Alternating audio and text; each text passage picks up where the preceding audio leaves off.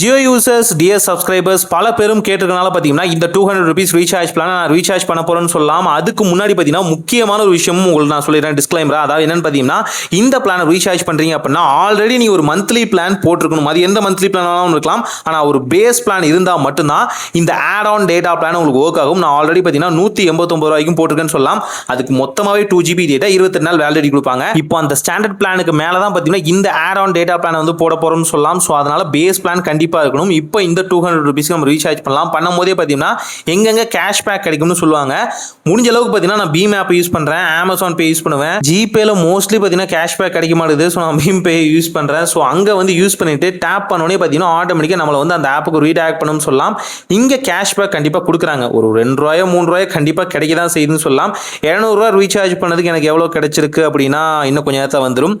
S 3 rupees கிடைச்சிருக்கு, பரவாயில்ல. Literally பார்க்கும்போது நான் 200 ரூபாய்க்கு ரீசார்ஜ் பண்ணுறதா இருந்து எனக்கு 3 ரூபா வந்திருக்கு அப்படின்னா 197 ரூபாய்க்கு இந்த ரீசார்ஜ் பிளான் நான் ரீசார்ஜ் பண்ணியிருக்கேன்னு சொல்ல முடியும். இது உண்மையாலுமே எனக்கு வேல்யூ ஃபார் மணி தான். 30 GB டேட்டாவும் கிடைச்சாச்சு, 28 நாள் வேலிடிட்டியும் கிடைச்சாச்சு. ஸ்டாண்டர்டாக ஒரு பிளான் இருக்கும் போது எனக்கு ஓடிடி பிளாட்ஃபார்முக்கான சப்ஸ்கிரிப்ஷனும் கிடைச்சாச்சு. பர் டேக்குன்னு வச்சா கூட பார்த்தீங்கன்னா எனக்கு 1 GB பிளான் மாதிரி இருக்கனால இது உண்மையாலுமே ஒரு கேம் சேஞ்சிங் பிளான் தான் எனக்கு. ஸோ ஆல்ரெடி பார்த்தீங்கன்னா 2 GB இருக்கு. லிட்டரலி பார்க்கும்போது 32 GB எனக்கு கிடைச்சாச்சு.